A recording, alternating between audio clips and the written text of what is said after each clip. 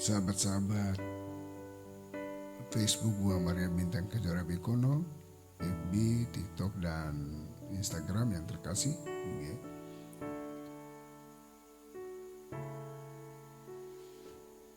Yesaya menegaskan bahwa puasa yang tidak benar ialah berbantah-bantah, berkelahi, bertinju, dan berbuat sebenang-benang. Sedangkan puasa yang benar ialah membuka belenggu-belenggu kelaliman, melepaskan tali-tali kuk, membagi-bagikan roti bagi orang yang lapar, menampung orang yang tak punya rumah, membagi pakaian untuk orang yang telanjang. Pemahaman yang benar tentang puasa ini penting, teristimewa di saat masa Prapaskah ini. Jadi kita sudah masuk dengan menerima abu 2 hari lalu sebagai gapura untuk memasuki masa Prapaskah atau masa retreat agung. 40 hari kita mempersiapkan diri untuk pesta kebangkitan Tuhan. Jadi ada 3 kewajiban pokok dalam masa Prapaskah yang harus dipraktikkan, dihidupkan, dihayati oleh semua pengikut Kristus, yaitu tapa atau puasa, pantang, sedekah, melakukan karya-karya amal, karya cinta kasih, dan berdoa. Dalam kitab Nabi Yesaya yang kita dengar tadi menegaskan bahwa puasa itu yang benar membuka belenggu-belenggu kelaliman, membagi-bagikan roti bagi orang yang lapar, menampung orang yang tak punya rumah, membagi pakaian untuk orang yang telanjang. Dan arti puasa diperluas ketika kita mendengarkan pesan Injil. Ya, Tuhan Yesus menghayati puasa. Dia 40 hari juga berpuasa sebelum menerima misi awal, mewartakan kerajaan Allah, melakukan perbuatan-perbuatan kasih selama masa hidupnya sampai menyerahkan diri pada kayu salib untuk keselamatan kita. Mati raga dan puasa itu penting. Lalu mengapa murid-murid Yesus tidak berpuasa? Jadi kita dengar dalam Injil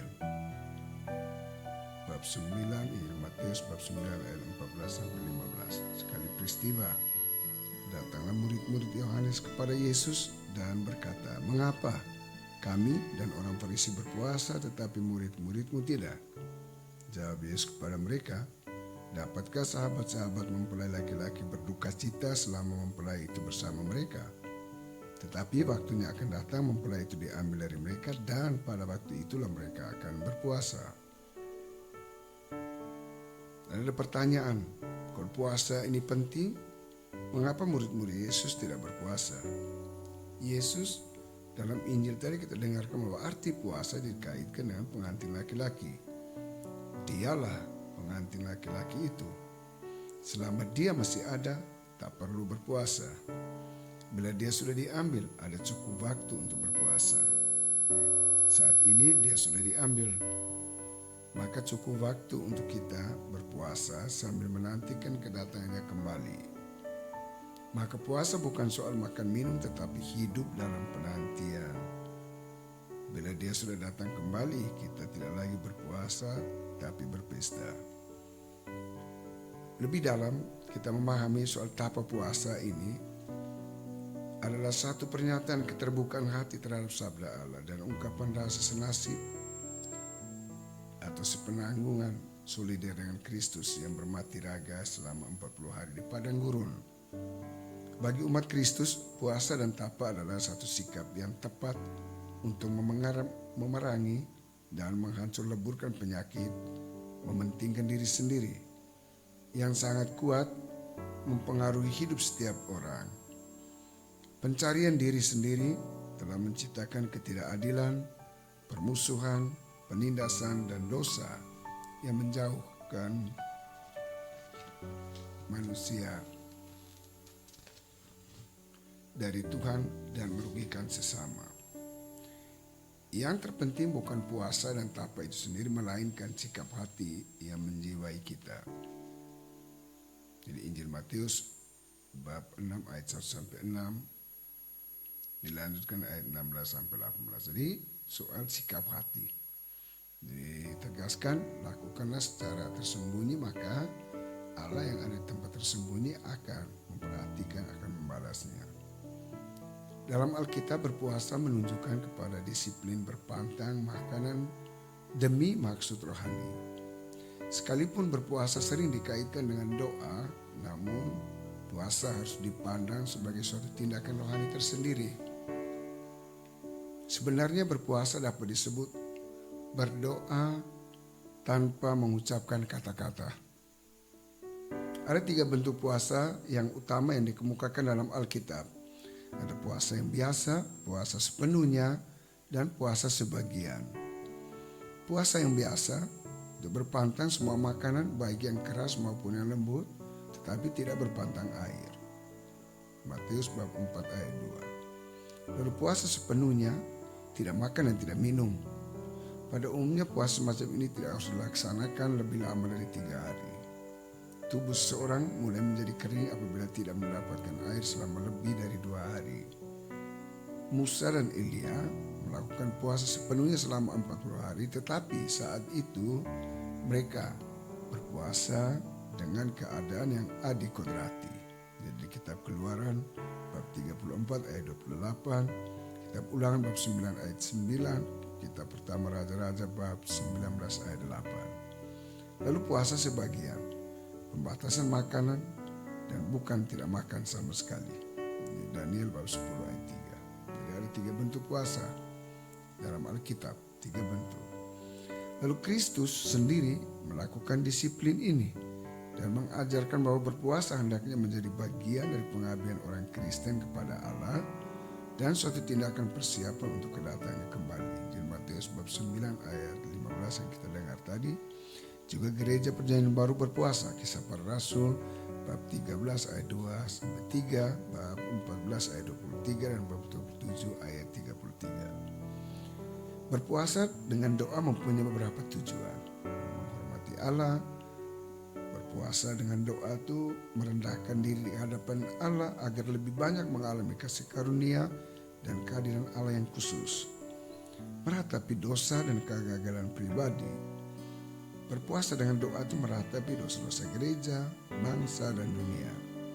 Juga mencari kasih karunia untuk tugas yang baru dan menetapkan kembali penyerahan kita kepada Allah. Mencari Allah dengan mendekati Dia dan bertekun di dalam doa melawan kuasa-kuasa rohani yang menentang. Juga berpuasa dengan doa itu menunjukkan pertobatan dan dengan demikian memberikan kesempatan kepada Allah untuk mengubah maksudnya yang menghukum kita. Berdoa dalam puasa itu berpuasa dengan doa menyelamatkan orang dari kejahatan, memperoleh petunjuk dan hikmat mengenai kehendak Allah, mendisiplinkan tubuh agar dapat menguasai diri. Di Mazmur bab 35 ayat 13, surat kepada umat di Roma bab 13 ayat 14, dan surat Pertama Rasul Paulus kepada umat di Korintus bab 9 ayat 27. Berpuasa sebenarnya itu mendisiplinkan tubuh agar dapat menguasai diri. Juga berpuasa itu dalam doa membuka jalan bagi pencurahan Roh Kudus dan datangnya Kristus kembali untuk umatnya. Terlalu lamanya 40 hari, apa maksud? Apakah kita semua ini mengerti baik mengapa kita harus berpuasa selama 40 hari pada masa Prapaskah? Sebenarnya ada apa dengan angka 40 ini? Kita harus berpuasa selama 40 hari karena kita hendak mempersiapkan diri, membersihkan hati, memurnikan hati untuk menyambut perayaan Paskah. Angka 40 memiliki makna rohani di dalamnya. Musa berpuasa selama 40 hari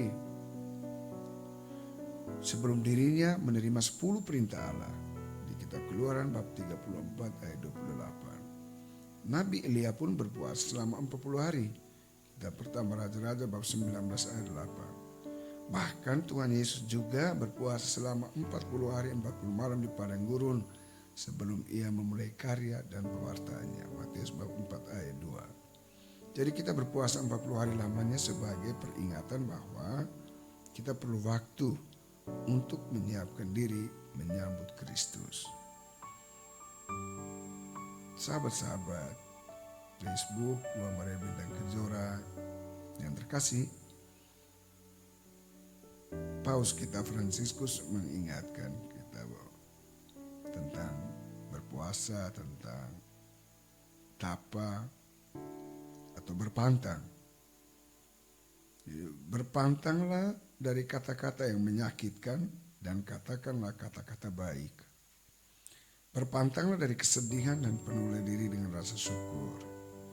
Berpantanglah dari amarah dan penuhilah diri dengan kesabaran. Berpantanglah dari rasa pesimis, penuhilah diri dengan harapan. Pantanglah dari rasa khawatir dan percayalah pada Tuhan. Berpantanglah dari keluhan dan renungkanlah kesederhanaan. Berpantanglah dari tekanan dan jadilah pendoa. Berpantanglah dari kepahitan dan isilah hatimu dengan sukacita. Berpantanglah dari mengutamakan diri dan jadi lebih memikirkan sesama. Berpantanglah dan bersungut-sungut dari bersungut-sungut dan rajutlah hubungan. Berpantanglah bicara dan heninglah agar Anda bisa mendengarkan Tuhan yang tersembunyi. Kiranya pesan dari Nabi Yesaya tentang puasa ini dan juga Injil Matius yang kita dengar tadi bab 9 ayat 14 sampai 14 menginspirasi kita untuk menghayati satu dari 3 kewajiban religius atau keagamaan yang harus kita hidupi, kita hayati selama masa Prapaskah ini, 40 hari ini. Jadi selamat berpuasa, selamat bermati raga, selamat berpantang. Tuhan memberkati.